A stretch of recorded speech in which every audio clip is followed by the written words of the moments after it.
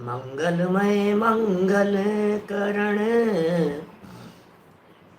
वीतराग विज्ञान नमो ताहि जाते भये अरहंतादिमान करि मंगल करि हो महा ग्रंथ करन के काज जाते मिले समाज सब पावे निज पद राज पावे निज पद राज इस भव के सब दुखनि के कारण मिथ्या भाव तिनकी सत्ता नाश करी प्रगटे मोक्ष उपाव प्रगटे मोक्ष उपाव। मोक्ष मार्ग प्रकाशक नामक ये ग्रंथ है। आचार्य कल्प पंडित प्रवर टोडरमल जी साहब की अनुपम रचना, चौथा अधिकार। और इष्ट अनिष्ट कल्पना पर पदार्थों में जो मिथ्या कल्पना इस जीव की बनी रहती है, उस मिथ्या कल्पना की चर्चा यहाँ की जा रही थी। और यह कहा था कि जगत में कोई भी पदार्थ इष्ट और अनिष्ट नहीं होता। वस्तु इष्ट नहीं होती और वस्तु अनिष्ट नहीं होती। वस्तु को इष्ट अनिष्ट मानना यह मिथ्या कल्पना है। वस्तु को इष्ट अनिष्ट स्वीकार करना ये महाभूल है, ये महा अनर्थकारी है। प्रत्येक व्यक्ति अपने इस महाभूल की वजह से ही दुखी है। दुनिया की कोई भी वस्तु जिसे ये सुखदायक समझ रहा है और दुखदायक समझ रहा है, वो इसके लिए परमानेंट सुखदायक और दुखदायक तो थी नहीं। एक ही वस्तु किसी को सुखदायक दिखती है और किसी को दुखदायक दिखाई देती है। ये पहला पॉइंट कहा था। फिर दूसरा पॉइंट कहा, वही वस्तु इस स्वयं को ही कभी सुखदायक दिखती है और कभी दुखदायक दिखती है। माने काल बदल जाने पर, समय बदल जाने पर वो वस्तु इस जीव को सुख से दुख रूप और दुख से सुख रूप दिखाई देने लगती है। समय बदल गया, बस समय का फेर है। फिर एक बात और यहाँ ये कही थी कि जो वस्तु मुख्य रूप से इष्ट दिखाई देती है वो भी अनिष्ट हो जाती है कभी। और जिन पदार्थों को पूरी दुनिया ये कहती है कि ये पदार्थ तो इष्ट हैं, वे पदार्थ भी अनिष्ट होते हुए देखे जाते हैं। तो इसलिए पदार्थों में जो इष्ट अनिष्टपन की मान्यता है, यह मान्यता मिथ्या मान्यता है, यह झूठी मान्यता है। देखिए, एक नया प्रश्न यहाँ उठता है।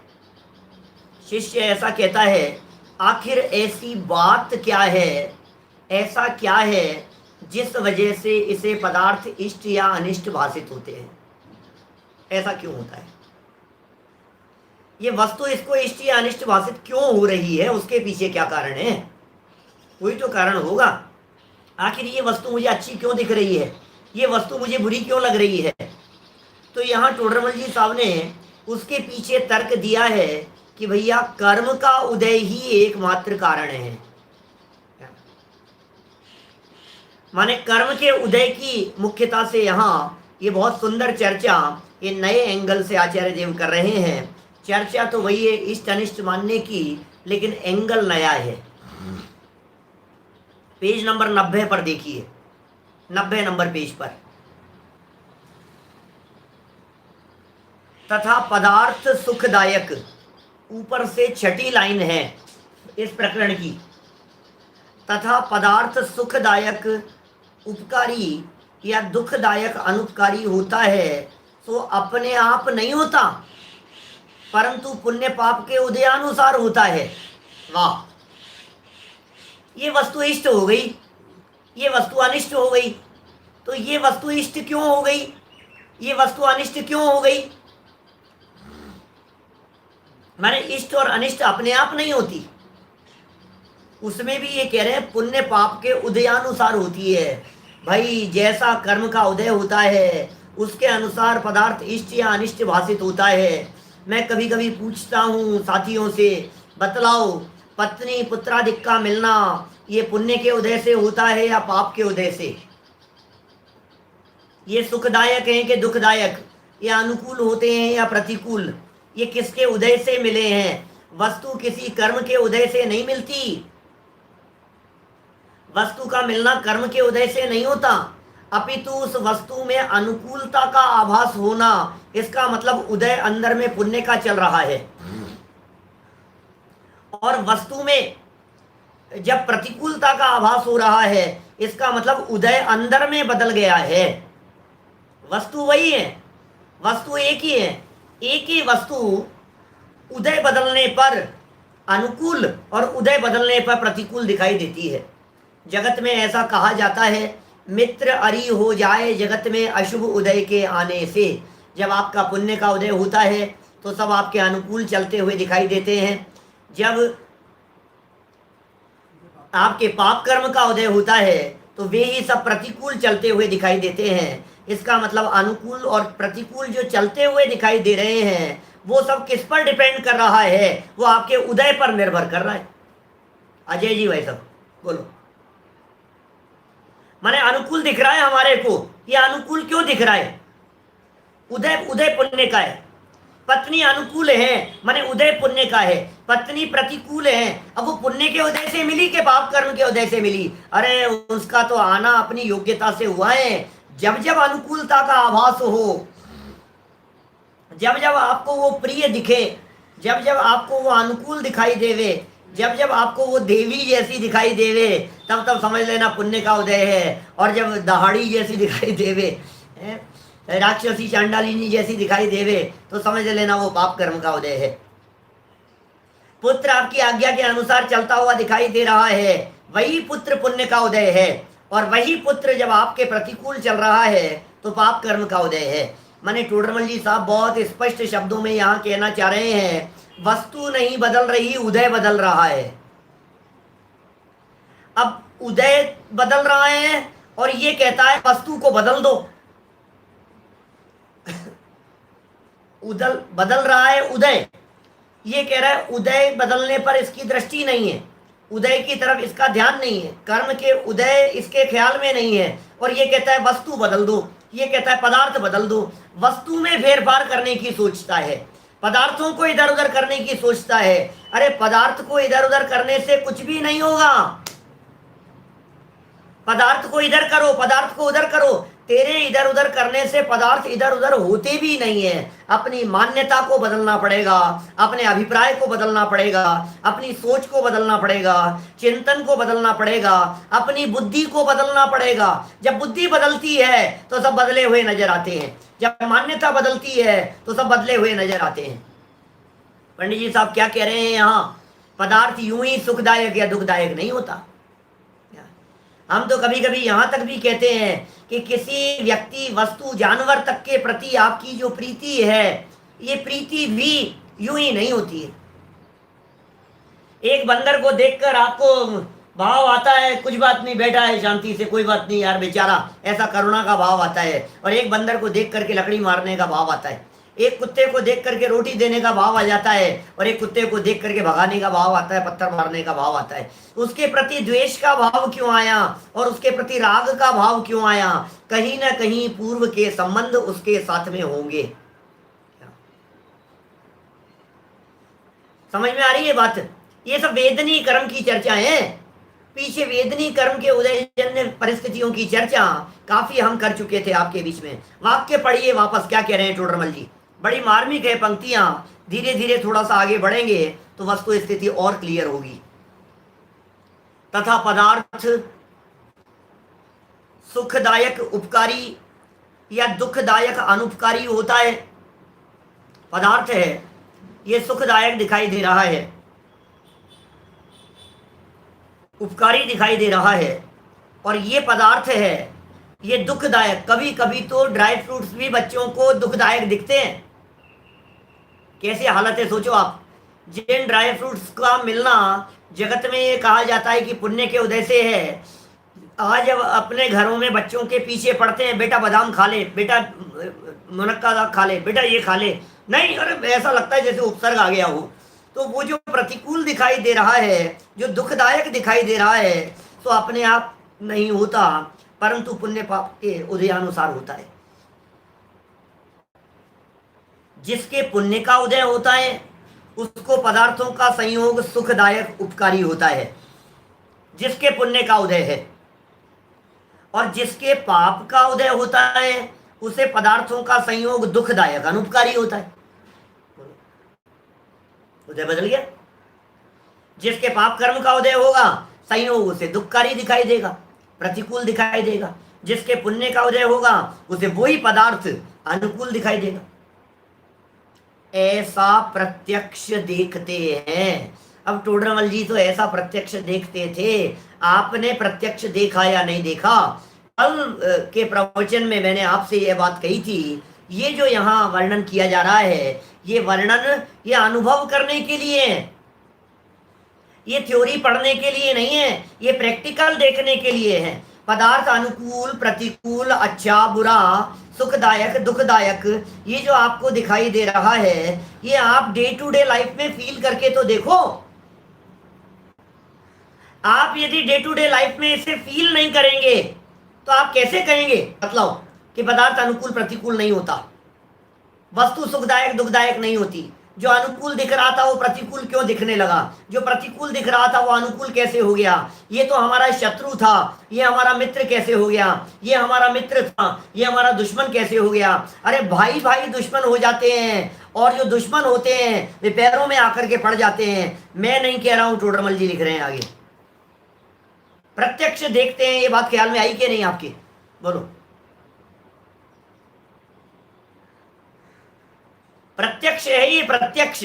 प्रत्यक्ष माने फील कीजिए, प्रत्यक्ष माने अनुभव कीजिए। डॉक्टर साहब सही कह रहे हैं, अनुभव करना चाहिए, अनुभव कीजिए आप इस चीज का। सुबह से शाम तक फील कीजिए, अभी मुझे एसी अच्छा लग रहा था अब मुझे खराब लगने लगा, ये क्या हुआ? इसका मतलब वो अच्छा बुरा नहीं। ये मौसम अभी मुझे अच्छा लग रहा था अब ये मौसम मुझे बुरा लगने लगा, इसका मतलब मौसम अच्छा बुरा नहीं है। तो फिर साहब अच्छा क्यों लगा ये तो बताओ, ये बुरा क्यों लगा ये तो बतलाओ, इसके पीछे भी कोई कारण तो होगा। दो व्यक्ति बैठे हुए हैं, एक को अच्छा क्यों लग रहा है और एक को बुरा क्यों लग रहा है, कारण तो तलाशो उसके पीछे। इनको क्यों अच्छा लगा उनको क्यों बुरा लगा? तो टोडरमल जी ने कहा यूं ही नहीं होता। कितना सुंदर वाक्य था ये, है? क्या शब्द दिए थे? अपने आप ही नहीं होता। सुखदायक उपकारी दुखदायक अनुपकारी है, सो अपने आप नहीं होता, अपने आप नहीं होता दुखदायक या सुखदायक, उदयानुसार होता है। देखिए, और ऐसा हम प्रत्यक्ष देखते हैं। किसी को उदाहरण देखो टोडरमल जी का, किसी को स्त्री पुत्रादिक सुखदायक है, किसी को सुखदायक है, किसी को दुखदायक है। किसी को की जगह लगा सकते हो, कभी सुखदायक है और कभी दुखदायक है। अभी अच्छे दिख रहे हैं, शाम तक बुरे लगने लग गए। मेरे अनुकूल नहीं है, ये मेरे अनुकूल है। चलो स्त्री पुत्र की बात हो गई यहाँ। अब कहते हैं थोड़ा सा और बाहर निकलो तो किसी को व्यापार करने से लाभ होता है, किसी को नुकसान होता है। और नहीं साहब बिजनेस करो, साहब बिजनेस बिजनेस करना चाहिए। क्या बात कर रहे हो आप?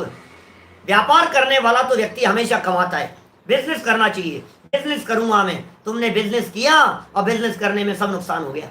बोलो आप। दो भाई अनिल और मुकेश, अंबानी जी के सुपुत्र, बोलो एक कहां से कहां पहुंच गया, दुनिया में 5वां 7वां नंबर आ गया उनका उस लिस्ट में, और दूसरा व्यक्ति ऐसा है जो कर्ज में डूबा हुआ दिखाई दे रहा है। ये क्या हो गया? बोलो। इतना वो भी तो बिजनेस कर रहे हैं ना, वो भी तो फैक्ट्रियां चला रहे हैं, उनके भी तो काम धाम चल रहे हैं दुनिया भर में। ये माइनस में क्यों चला गया ये? इसका मतलब बिजनेस करने वाला व्यक्ति जब नुकसान के लिए बिजनेस नहीं करता तो नुकसान क्यों हो जाता है? घाटे के लिए कौन बिजनेस करता है? नुकसान के लिए कौन दुकान खोलता है? लेकिन दुकान खोलता है और घाटा हो जाता है। आखिर क्यों हुआ ऐसा, ये प्रश्न है हमारा। आखिर ऐसा क्यों हुआ? बोलो।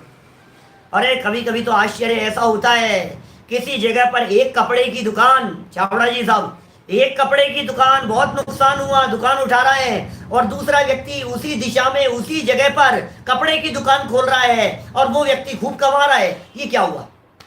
बोलो। उसी जगह पर वही दिशा, आप वास्तु वास्तु की बात करते हैं ना, वही दिशा वही जगह है। दूसरा व्यक्ति आकर, एक ने दुकान को उठाया और दूसरे ने दुकान को लगाया।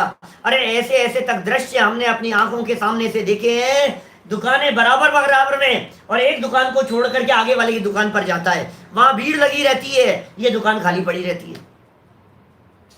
अनेक बार ऐसा देखा है हमने, डॉक्टर्स के दिखाने के लिए जाते हैं, एक डॉक्टर बेचारा खाली बैठा रहता है और दूसरा डॉक्टर उसी चीज का स्पेशलिस्ट है, उसके भीड़ लगी रहती है, जबकि ये सीनियर है, ये हेड ऑफ डिपार्टमेंट है, ये डिपार्टमेंट का हेड है, ये मुख्य डॉक्टर है, लेकिन उसके बावजूद भी कोई मरीज नहीं है। और वहां देखो 25-25 लोगों की, 50 लोगों की लाइन लगी हुई है। ये क्या है भाई साहब? ये स्थिति, योग्यता धरी रह जाती है, उदय के आगे योग्यता काम नहीं करती। अब्दुल कलाम साहब का वाक्य है ये। कौन सा वाक्य?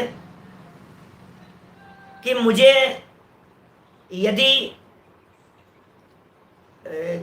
क्या वाक्य है, बहुत सुंदर वाक्य है, कि भाग्य और पुरुषार्थ में से, भाग्य और टैलेंट, भाग्य और बुद्धिमान, इन दोनों में से यदि मुझे किसी को चुनने का अवसर मिलेगा तो मैं भाग्य को चुनूंगा, क्योंकि मैंने अच्छे अच्छे मेहनती इंटेलिजेंट बुद्धिमान लोगों को, भाग्यशाली लोगों के यहाँ नौकरी करते हुए देखा है। ये अब्दुल कलाम साहब का वाक्य है। बोलो। हमारे पुण्य के उदय के आगे नहीं, अंगूठा छाप है सेठ, अंगूठा छाप, ABCD नहीं पढ़ा, और बड़े बड़े CA वगैरह वगैरह जो है उनको अपने यहाँ नौकरी पर रखता है। क्या करो आप? टैलेंट कुछ भी नहीं है इसमें, क्या कोई टैलेंट नहीं है, और अच्छे अच्छे टैलेंट वाले लोगों को अपने यहाँ नौकरी पर रखता है, जॉब पर रखता है, अच्छी तनख्वाह देता है उनको। क्या करो आप? उदय उदय का खेल है भाई साहब, उदय देखा जाता है। राबड़ी देवी की बात कर रहे हैं। चलो देखो, दुनिया भर की स्थिति इसी तरह की है, हम कहाँ कहाँ बात करें भाई साहब। बात क्या हो गई? किसी को व्यापार करने से लाभ और किसी को नुकसान होता है, किसी के शत्रु भी दास हो जाते हैं। लो, चरणों में आकर के पड़ जाते हैं शत्रु, दुश्मन था हमारा और चरणों में आकर के पड़ गया। किसी के पुत्र भी अहितकारी होता है, दुश्मन भी पैरों में आ गया और पुत्र भी दुश्मन बन गया। अब क्या कहें बोलो? कर्मों का सब खेल जग में हो रहा, कोई बैठा हंस रहा, कोई रो रहा, कर्मों का सब खेल जग में हो। कर्म सिद्धांत नहीं समझाना टोडरमल जी को। यहाँ तो मिथ्या चारित्र की प्रवृत्ति की चर्चा चल रही है। उदय को तो उदाहरण स्वरूप प्रस्तुत किया है, समझाना क्या है वो अगले वाक्य में देखिए। इसलिए जाना जाता है कि पदार्थ अपने आप इष्ट अनिष्ट नहीं होते। लो, ये सिखाना है हमारे को। तो टोडरमल जी ये कह रहे हैं, हमें तो ये समझाना है पदार्थ अपने आप इष्ट अनिष्ट नहीं होते, परंतु कर्मोदय के अनुसार प्रवर्तते हैं। ये कंसेप्ट समझ में नहीं आता है। अब होता क्या है? पदार्थ तो कर्मोदय के अनुसार प्रवर्तते हैं और ये झगड़ा करता है दिखने वाले पदार्थ। क्या ये झगड़ा करता है? नौकर से, कर्मचारियों से, काम करने वालों से, मित्र से, पड़ोसियों से, अपने किराएदारों से, मकान मालिक से, रिश्तेदारों से, परिचित लोगों से, उनसे झगड़ा कर रहा है, उनसे विवाद कर रहा है। क्यों कर रहा है? क्योंकि वो उसे दुखदायक दिखाई दे रहे हैं। और ये तो अपने ही है। क्यों? क्योंकि तेरे पुण्य का उदय। अब ये टोडरमल जी ये सिद्ध करना चाह रहे हैं, यहाँ ये बात समझाना चाह रहे हैं, जिसे तू इष्ट समझ करके राग कर रहा था, जिसे तू अनिष्ट समझ करके द्वेष कर रहा था, भैया इससे क्यों इष्ट अनिष्ट समझ रहा है? उदय तो अपना है। यदि उदय का विचार करे तो पदार्थों से इष्ट अनिष्ट पना स्वयं टूट जावे। इष्ट अनिष्ट की मान्यता को मिथ्या कल्पना कहते हैं, इष्ट अनिष्ट की बुद्धि को। पदार्थों को इष्ट समझा और पदार्थों को अनिष्ट समझा, ये मिथ्या मान्यता है, ये खोटी मान्यता है, और ये खोटी मान्यता छूटनी चाहिए। क्या ये खोटी मान्यता बदलनी चाहिए। सिद्ध कर रहे हैं आगे, फिर उदाहरण दे रहे हैं। टोडरमल जी के उदाहरण तो ऐसे हैं जो आप रोजाना अपने जीवन में महसूस करो। शिवकांत जी भाई साहब बोलो, रोजाना महसूस करो आप बिजनेस में, ये मिनिस्टर बन गया, ये उतर गया, हमारे रोज राजस्थान के अंदर झगड़े हो रहे हैं, अभी सरकार टूट रही है, बन रही है, क्या हो रही है, ये हो रहा है, विधायक खरीद, क्या हो रहा है बतलाओ मेरे को। कहाँ पहुंच जाता है व्यक्ति, कहाँ गिर जाता है व्यक्ति, कौन अपने है कौन पराया हो जाता है। अपने जो साथी थे वे दूसरी पार्टी में जाकर के मिल जाते हैं, जो दूसरी पार्टी वाले थे वो इधर आकर के मिल जाते हैं। बड़े बड़े लेवल पर पहुंच जाने के बाद ये छोटे छोटे से लोग हैं ना, साधारण से लोग, ये तो कहते हैं नहीं हम तो बीजेपी वाले हैं, नहीं हम तो कांग्रेस वाले हैं, नहीं हम तो वोट कांग्रेस को ही देंगे, हमारा तो पूरा परिवार कांग्रेस ही है, जन्म से कांग्रेस ही है हमारा। तो ये सुन, तू क्या कांग्रेसी है, कांग्रेस का जो है ना टॉप लेवल पर पहुंचा हुआ व्यक्ति, वो व्यक्ति ये कह रहा है मैं पार्टी बदल करके बीजेपी में जा रहा हूं। अब तू क्या क्या बात कर रहा है, बोल किसकी बात करें अपन। सब इतना ऐसा चल रहा है, ये जी विचार नहीं कर रहा है, विचार नहीं कर रहा है। सारा खेल विचार करने का है, विचार कर ले वे तो कुछ ना कुछ हासिल होगा। कर विचार तो पाम, सीधी सी बात है। विचार करेगा तो प्राप्त करेगा, और विचार नहीं करेगा तो तुझे कुछ भी हासिल होने वाला नहीं है। देखिए क्या कह रहे हैं, टोडरमल जी का उदाहरण देखो, आगे बात सुनो क्या कह रहे हैं। जैसे किसी के नौकर है, किसी का नौकर है, अपने स्वामी के कहे अनुसार, अब नौकर तो स्वामी के अनुसार ही चलेगा, नौकर तो मालिक के अनुसार चलता है, नौकर को तो जैसा आदेश दिया वैसा करता है नौकर। अब ये नौकर को आदेश दिया जा तू ऐसा करके आ, और वो करके आया। देखो, जैसे किसी के नौकर अपने स्वामी के कहे अनुसार किसी पुरुष को इष्ट अनिष्ट उत्पन्न करें। अब अनिष्ट उत्पन्न किया, नौकर है, नौकर कर रहा है, मालिक के कहे अनुसार चल रहा है, मालिक ने आदेश दिया, नौकर को आदेश दिया जा एक काम कर, उसको नोटिस दे करके आ, जा वहां जा, और वहां जाकर के उसे धमकी दे करके आ। आप जानते हैं ये राजाओं के जमाने में भी ऐसा हुआ करता था। जब एक राजा किसी दूसरे राजा के यहाँ अपना दूत भेजते थे, ऐसी परंपरा थी ना, दूत के माध्यम से संदेश भेजते थे, तो वो जो दूत संदेश लेकर के गया है दूसरे राजा के पास में, वो वहां दंड का कि हमारे महाराज ने ये संदेश भेजा है कि अब आपसे युद्ध क्षेत्र में ही मुलाकात होगी। तो बतलाओ क्या उस दूत को बंदी बना लिया जाएगा? नहीं नहीं नहीं, दूत का कोई कसूर नहीं है। जाओ, तेरा क्या कसूर है, तू तो संदेश लेकर के आया है। माने संदेश लेकर के आने वाले व्यक्ति को बुरा नहीं कहा जाता। ये टोडरमल जी ये कह रहे हैं यहाँ पर, नौकर स्वामी के कहे अनुसार किसी पुरुष को इष्ट अनिष्ट उत्पन्न करें तो वह कुछ नौकरों का कर्तव्य नहीं है, नौकरों का कर्तव्य नहीं है, उनके स्वामी का कर्तव्य है। आदेश देने वाला तो कोई दूसरा है, कर्तव्य तो स्वामी का है, और तुम समझ रहे हो नौकर का है। कोई नौकरों को ही इष्ट अनिष्ट माने तो झूठ है, झूठ है, झूठ है। क्या बोलो, तू नौकर को इष्ट अनिष्ट मान रहा है, ये झूठ है भाई साहब। कर्म के नौकर्म होते हैं, आपको पता है। गोमटसार कर्मकांड में 65-70 के आसपास की जो गाथाएं हैं कर्मकांड पहले अध्याय की, उसमें आचार्य नेमिचंद्र सिद्धांत चक्रवर्ती देव वे क्या कह रहे हैं, वे कहते हैं नौकर्म तेरे नहीं है, ये नौकर्म कर्म के नौकर्म हैं, क्योंकि ये नौकर्म तेरे अनुसार नहीं चलते, ये नौकर्म कर्म के अनुसार चलते हैं। ये तेरे बुलाने से नहीं आए हैं, ये कर्म के उदय से आए हैं। उदय बदल जाता है तो वे नौकर्म बदल जाते हैं, और उदय बदल जाता है वे नौकर्म अनुकूल से प्रतिकूल और प्रतिकूल से अनुकूल हो जाते हैं। वे किसके एजेंट हैं, वे किसके बुलाने से आए हैं? ये कर्म के बुलाने से आए हैं। नौकर का कर्तव्य नहीं, उसके स्वामी का कर्तव्य है।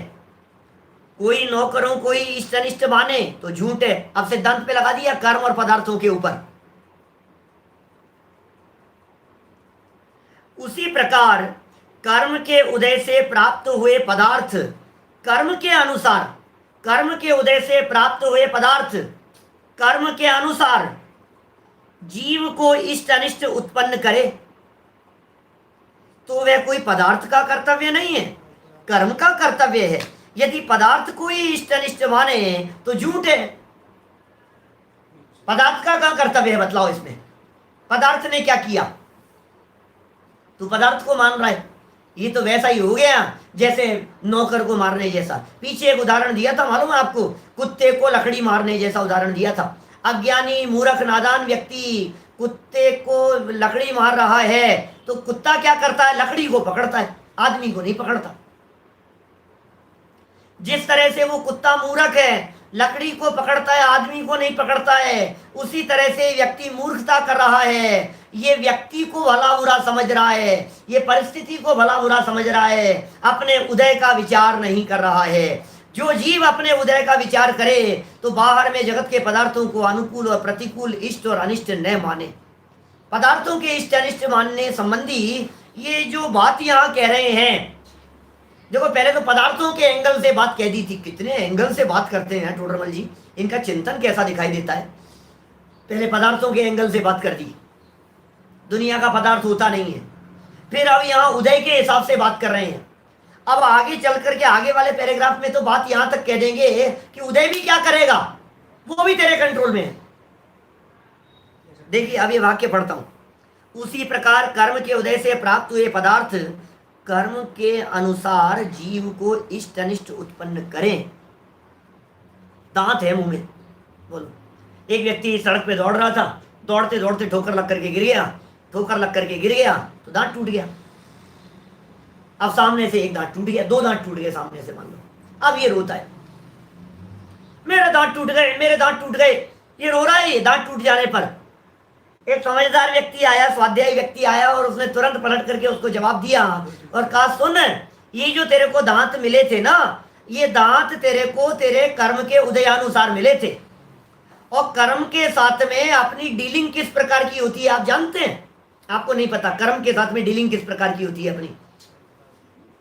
कर्म के साथ में हमारा अनुबंध किस प्रकार का है, कर्म के साथ में हमारा कॉन्ट्रैक्ट किस प्रकार का है, वो कर्म और अपने अनुबंध कॉन्ट्रैक्ट की बात कर रहा हूं मैं। वो आपसी कॉन्ट्रैक्ट इस प्रकार का है।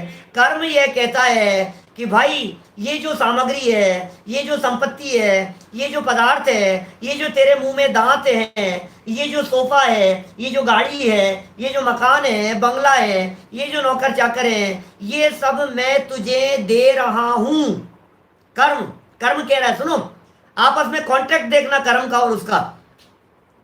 कर्म ये कहता है ये सारी सुविधाएं मैं तुझे दे रहा हूं, तू इसका उपभोग कर, तू इसे अपने कंट्रोल में रख, तू अपने अनुसार इसका जो तुझे करना हो, जैसा भी वैसा इसका भोग उपभोग जो तुझे करना हो सो कर। लेकिन ध्यान रखना, जिस दिन मैं चाहूंगा उस दिन बिना नोटिस के इसे लेकर के चला जाऊंगा, उस समय तू कुछ नहीं बोलेगा।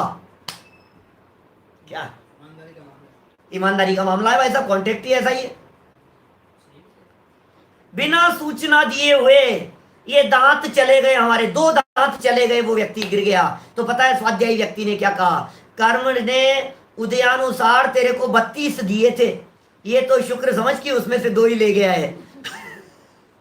वो चाहता तो पूरी की पूरी 32 ही ले जाता। क्या कैसी कैसी स्थिति है बोलो आप। ये सोच रहा है मेरा शर्ट फट गया, ये सोच रहा है मेरा नया का नया कुर्ता खराब कर दिया ड्राई क्लीन वाले ने। अरे भाई ये खराब क्या कर दिया? ये कर्म के साथ में जो तेरा कॉन्ट्रैक्ट है, ये बिना नोटिस दिए हुए ले जाएगा जिस भी सामग्री को चाहेगा। और तू फिर रोना मत, बस समझ लेना। यदि तू रोता है तो इसका मतलब तू बेईमान है। क्या कहेंगे बोलो? यदि रोएगा तो क्या करेंगे? बेईमान है तू। जब अपना पहले कॉन्ट्रैक्ट हो गया था, हमने तुम्हारे को मकान दे दिया। अच्छा कोई व्यक्ति, सज्जन व्यक्ति कई ऐसे होते हैं ना जो ये कह देते हैं चलो यार तुम्हारे को गाड़ी दे दी हमने, जब तक तुम्हें उपयोग में लेना हो ले लो, फिर जब हमें जरूरत होगी तब ले लेंगे तुम्हारे से वापस। पंडित जी ये हमारा मकान है, इस मकान को तुम लो, तुम वापरो इसको, और जब हमारे को जरूरत होगी तब हम वापस ले लेंगे। अब जब वापस लिया जाता है तो ये रोता है। तो कितनी बड़ी भूल में है भैया तू। जिसका दिया हुआ है उसका अधिकार है ना वापस लेने का। तो जब कर्म का दिया हुआ है तो कर्म का अधिकार है ना वापस छीन लेने का। ये इसके समझ में ही नहीं आती है, ये कंसेप्ट ही समझ में नहीं आ रहा है इसके। ये कंसेप्ट यदि समझ में नहीं आ जावे, यदि ये कंसेप्ट समझ में आ जावे, ये मिथ्या चारित्र जिसकी ये चर्चा कर रहे हैं, पूरा का पूरा मिथ्या चारित्र निकल जावे। दीपेश जी समझ ख्याल में आ रही है बात? क्या कह रहे हैं बोलो? देखिए बड़ी गजब की चर्चा है भाई। तो टोडरमल जी यहाँ ये कह रहे हैं, निष्कर्ष सुनो, यहाँ कोई इसलिए सवा लाइन रह गई बीच में, इसलिए यह बात सिद्ध हुई। क्या बात सिद्ध हुई? नहीं, ऊपर वाली लाइन छूट गई ना अभी अपनी, ऊपर वाले पैराग्राफ की लाइन छूटी है, देखो वापस देखो। उसी प्रकार कर्म के उदय से प्राप्त हुए पदार्थ कर्म के अनुसार जीव को इष्ट अनिष्ट उत्पन्न करें तो वह कोई पदार्थ का कर्तव्य नहीं है, कर्म का कर्तव्य है। यदि पदार्थों को ही इष्ट अनिष्ट माने तो झूठ है, ये तो झूठा काम कर रहा है पदार्थों को इष्ट अनिष्ट मान करके। इसलिए यह बात सिद्ध हुई। कौन सी बात सिद्ध हुई? कि पदार्थों को इष्ट अनिष्ट मानकर उनमें राग द्वेष करना मिथ्या है। तू जबरन उनसे राग कर रहा है, जबरन उनसे द्वेष कर रहा है, जबरन पदार्थों को इष्ट अनिष्ट मान रहा है, जबरन सामने वाले व्यक्ति जो तेरे लिए संदेश लेकर के आया था, आदेश लेकर के आया था, जो सूचना लेकर के आया था, तू जबरदस्ती उसे गालियां दे रहा है। बोलो, तेरा ये गालियां देना कितनी बड़ी मूर्खता का काम है, बतलाओ सुरेश जी भाई साहब, बोलो ख्याल में आ रही बात? कितना सरल कह रहे हैं ये बात। तू जो समझ रहा है अपनी समझ को सुधार। क्या समझ सुधारनी है? सुधारनी है समझ, सुधारता है दुनिया को, सुधारनी है यहाँ अपनी बुद्धि सुधारनी है। और सुधारता कहाँ है? सुधारता है पदार्थों को, फेर पार करना चाहता है पदार्थों में, इधर उधर करना चाहता है पदार्थों में। ये कितनी बड़ी इसकी स्थिति है। क्या धर्मजी साहब, लीज वास्तव में ये लीज की स्थिति है। अब जितने समय के लिए लीज मिली है उतने समय के लिए रहेगी वो स्थिति। क्या कहें? ख्याल में आ गई बात? इष्ट अनिष्टपन की बात पूरी हो गई है। अभी थोड़ा सा और है, अभी नया पॉइंट, अभी बड़े गजब का नया पॉइंट है। आपके हमारे दिमाग में तो प्रश्न ही खड़ा नहीं हो, लेकिन टोडरमल जी ने गजब का प्रश्न उठाया है। प्रश्न पढ़ेंगे तो आपको ऐसे लगेगा यार ये प्रश्न मेरे को क्यों नहीं उठता है, बहुत कितनी गजब की है। क्या कह रहे हैं? यहाँ कोई कहे कि बाह्य वस्तुओं का संयोग कर्म निमित्त से बनता है, तब कर्मों में तो राग द्वेष करना क्या कह रहे हैं नितिन भाई, बोलो? पदार्थ जो है, पदार्थों में इष्ट अनिष्ट तो नहीं करना था, बात समझ में आ गई। लेकिन क्या करूं यार, मेरा कर्म ही खराब है। चेतन जी क्या कह रहे हैं, बोलो? ये जो पदार्थ दिखाई दे रहा है, ये पदार्थ ये अनुकूल नहीं है भैया, क्योंकि ये तो कर्म के उदय से है ना। पदार्थ प्रतिकूल दिखाई दे रहा है। बोले नहीं, पदार्थ अनुकूल और प्रतिकूल नहीं है, क्योंकि वास्तव में तो कर्म के उदय से है ना। बात समझ में आ गई यार? वास्तव में सच में यार कर्म का उदय खराब है, कर्म का उदय बहुत बुरा है। अनुकूल दिख रहे हैं ये कर्म का उदय बहुत अच्छा है, पुण्य कर्म का उदय तो कितना अच्छा है, और पाप कर्म का उदय कितना बुरा है। बोलो, तो कर्म को तो इष्ट अनिष्ट मान ले भाई साहब। दुनिया क्या समझ रही है? कर्म में ही तो इष्ट अनिष्टपन की कल्पना कर रही है। कर्म ने किया है, कर्म ने किया, मैं क्या करूं साहब, मेरा तो कोई कसूर नहीं है साहब, ये तो कर्म का है भाई साहब। कर्म करते, कर्म हंसाते, कर्म रुलाते हैं, कर्म सुखी दुखी करते। आपको मालूम है इसको सांख्य मतियों की कल्पना कहकर के पुकारा है समय सार में कुंदकुंदाचार्य देव ने। गाथाएं होगी 325-30 के आसपास की गाथा, इस तरह की बहुत सारी 7-8 गाथाएं दी ऐसी लाइन से कुंदकुंदाचार्य देव ने सर्व विशुद्ध ज्ञान अधिकार में। मैंने ऐसी गाथाएं दी है, मूल गाथाएं। उल्लास भाई देवलाली में लिया था मैंने कुछ सालों पहले, ऐसा आपके मुमुक्षु ऑफ नॉर्थ अमेरिका वालों के शिविर में चला था इस तरह का प्रसंग, जिसमें ये कहा है पूरा कर्म सुलाता है, कर्म रुलाता है, कर्म जगाता है, कर्म हंसाता है, कर्म ही वेद उत्पन्न करता है, कर्म ही ये उत्पन्न कर रहा है, कर्म के उदय से ही नरक में जाता है, कर्म ही स्वर्ग में ले जाता है। सब कुछ कर्म ही तो करता है भाई साहब। बोलो, सब कुछ कर्म ही तो कर रहे हैं। तो पता है क्या जवाब दिया कुंदकुंदा जी? गाथाएं पढ़ो, लाइन से पढ़ते रहो आप, ऐसा लगे हाँ सच बात है, हाँ सच बात है भाई साहब, कर्म ही तो कर रहा है, कर्म ही तो कर रहा है, बिल्कुल सच्ची बात है, सच्ची बात है, सच्ची बात है। पता है 5 7 8 गाथाओं के बाद में कुंद कुंद स्वामी ने क्या लिखा? ऐसी सभी मान्यताएं सांख्य मतावलंबियों जैसी है। डॉक्टर साहब ध्यान है ना आपको? ऐसी सभी मान्यताएं सांख्य मतावलंबियों जैसी है। जैन नहीं है, वे प्रच्छन्न सांख्य हैं। सांख्य कौन? सांख्य दर्शन वालों की चर्चा ये इसमें की है 5वें अध्याय में, जिनकी रुचि हो वे पढ़ करके देखना। सांख्य दर्शन में 25 तत्व कहते हैं, एक प्रकृति और एक पुरुष। पुरुष को पृथक कहते हैं और प्रकृति से 24 तत्वों की उत्पत्ति मानते हैं। जो पुरुष है वो निर्विकारी है, शुद्ध है, और जितना किया धरा दिखाई देता है वो सब प्रकृति का किया धरा दिखाई देता है। ये जो गीता है ना, गीता ये सांख्य दर्शन का प्ररूपण करने वाली गीता।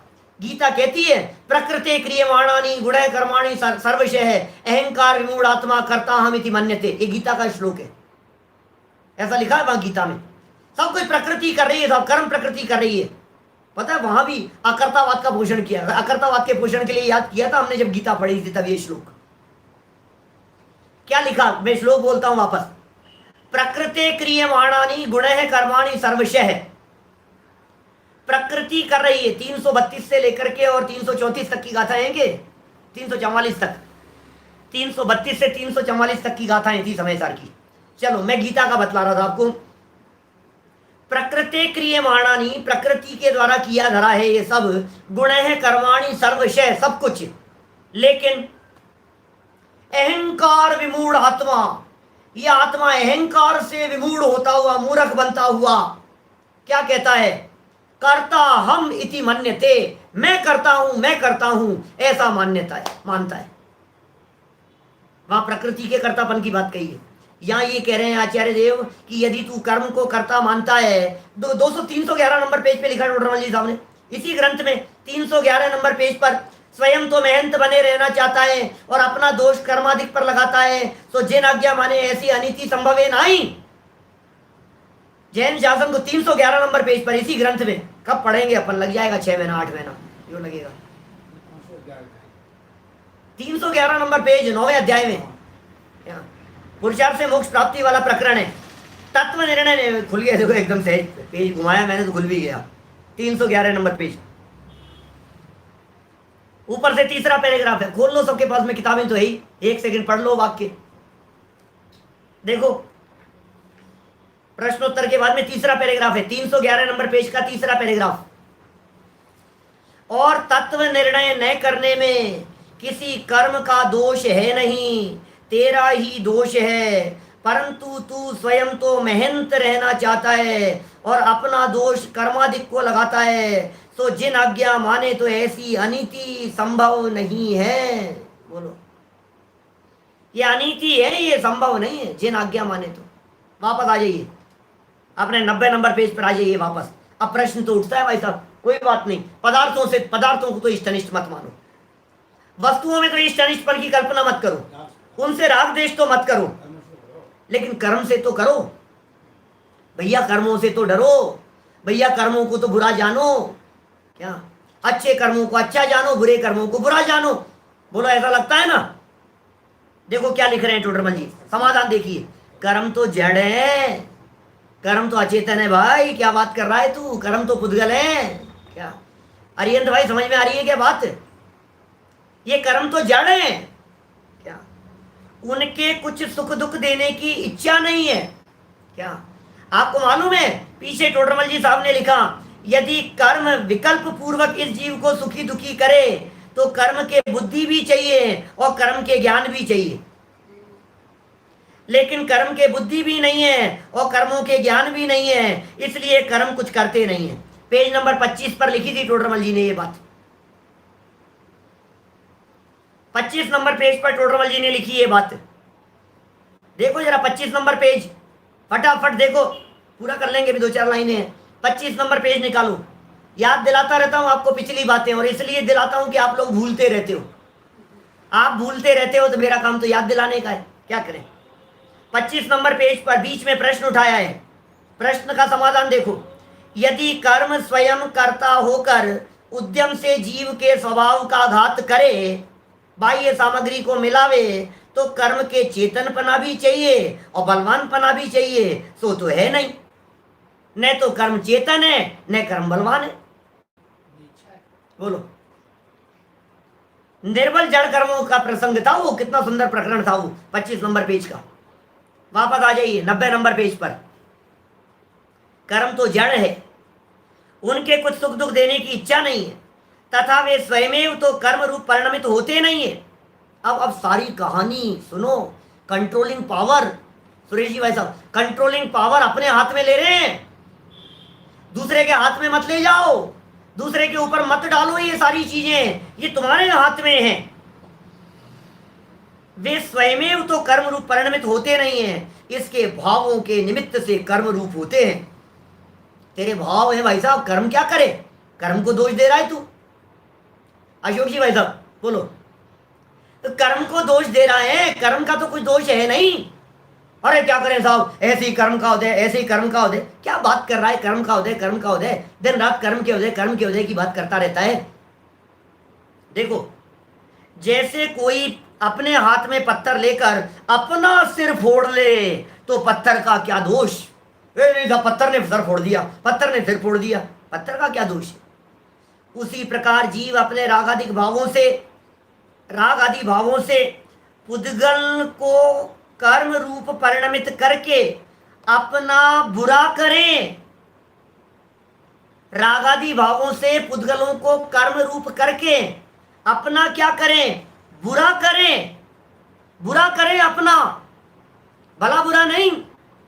रागादि परिणामों से जो कर्म बांधेगा उससे तेरा भला बुरा होगा ना, पुण्य के उदय से भला, पाप के उदय से बुरा। टोडरमल जी कह रहे हैं नहीं नहीं नहीं, बुरा करे तो कर्म का क्या दोष है? इसलिए कर्म से भी राग द्वेष करना मिथ्या है। कर्म से भी राग द्वेष करना मिथ्या है। कर्म विचारे कौन भूल मेरी अधिकाई, अग्नि सहे घनघात लोह की संगति पाई। क्या सही बात है, ऐसा ही है स्वरूप। कितना सुंदर। आगे देखो, 3 लाइनें और बची है, 3 मिनट भी है अभी अपने पास। इस प्रकार परद्रव्यों को इष्ट अनिष्ट मानकर राग द्वेष करना मिथ्या है। क्या क्या कह रहे हैं? परद्रव्यों को इष्ट अनिष्ट मानकर, परद्रव्य को इष्ट माना, अनिष्ट माना और राग द्वेष किया, ये मिथ्या है। यदि परद्रव्य इष्ट अनिष्ट होते और वहां राग द्वेष करता तो मिथ्या नाम न पाता। भाई समझो, मैंने विष्टा को बुरा समझा, बराबर। अब विष्टा को बुरा समझा और यदि विष्टा वास्तव में बुरी होती तो फिर मेरी मान्यता मिथ्या क्यों होती? फिर तो सम्यक हो जाती ना। कितना सुंदर तर्क दे रहे हैं टोडरमल जी। यदि मान लीजिए मेरे मानने से कि पैसा अनुकूल है, पैसा अच्छा होता है, भाई साहब ये मेरी मान्यता है, मेरी धारणा है, ये मेरी मानसिकता है। यदि मेरी यह धारणा कि पैसा अच्छा होता है, यदि वास्तव में वो अच्छा होता, यदि वो पदार्थ इष्ट होता या वो पदार्थ अनिष्ट होता, तो मेरी मान्यता सच्ची हो जाती। क्या मिथ्या नाम नहीं पाता? वे तो इष्ट अनिष्ट है नहीं। मान्यता मिथ्या क्यों है? उल्टी मान्यता क्यों है? प्रॉब्लम किस वजह से हो रही है? वे तो इष्ट अनिष्ट है नहीं। दुनिया में तो कोई वस्तु इष्ट अनिष्ट है नहीं। इष्ट माने अनुकूल लगने वाली, अनिष्ट माने प्रतिकूल लगने वाली। तो दुनिया में तो कोई भी वस्तु इष्ट और अनिष्ट है नहीं। यह इष्ट अनिष्ट मान कर राग द्वेष करता है। इष्ट अनिष्ट मान कर, ये इष्ट अनिष्ट मान कर है मिथ्या दर्शन, और इष्ट अनिष्ट मानकर राग द्वेष करता है। इसलिए इस परिणमन को मिथ्या कहा, और मिथ्या रूप जो परिणमन, उसका नाम मिथ्या चारित्र कहा। है नहीं और मान लिया, ये हो गया झूठ। था नहीं और समझ लिया, ये हो गया झूठ। इसका नाम तो हो गया मिथ्या। और मिथ्या रूप इसने किया परिणमन, तो परिणमन का नाम है चारित्र। तो मिथ्या रूप परिणमन का नाम मिथ्या चारित्र है। देखिए क्या है, जब मान्यता संबंधी दोष की बात आती है तो उसे मिथ्या दर्शन कहते हैं। जब ज्ञान संबंधी दोष की बात आती है तो उसे मिथ्या ज्ञान कहते हैं। और जब परिणमन संबंधी दोष की बात आती है तो उसे मिथ्या चारित्र कहते हैं। तो इस तरह से ये मिथ्या चारित्र की चर्चा की है। अभी मिथ्या चारित्र की चर्चा संपन्न नहीं हुई है, क्योंकि अभी तो राग द्वेष के विधान की चर्चा भी आगे की जा रही है। ये राग द्वेष का विधान कैसा है और राग द्वेष का विस्तार किस प्रकार से होता हुआ दिखाई देता है, इन सब बातों के संदर्भ में अपेक्षित विस्तार से चर्चा करेंगे हम सब कल। अभी की बात को इसी आधार पर हम विराम देते हैं कि भाई न तो पदार्थों को इष्ट अनिष्ट मानना, न कर्मों को इष्ट अनिष्ट मानना। पदार्थ भी इष्ट अनिष्ट नहीं है, कर्म भी इष्ट अनिष्ट नहीं है। इसलिए किसी भी जगत में पदार्थ को, परद्रव्य और कर्म दोनों ही प्रकार के पदार्थों को इष्ट अनिष्ट पना मानकर राग द्वेष करना योग्य नहीं है। सहज जो वस्तु जैसी प्राप्त हो गई है उसे ज्ञाता दृष्टा भाव से सहज स्वीकार करने में ही समझदारी का काम है। हम सभी ज्ञाता दृष्टा रहकर वस्तु स्वरूप का अवलंबन करते हुए अल्प काल में परम सुख की प्राप्ति करें। इसी मंगल भावना से बात को यहीं विराम देता हूँ। निज निधि निज में बताई यह अनंत उपकार है, उसके लिए जिन वाणी माँ को वंदना शत बार है, वंदना शत बार। नौ बार करना।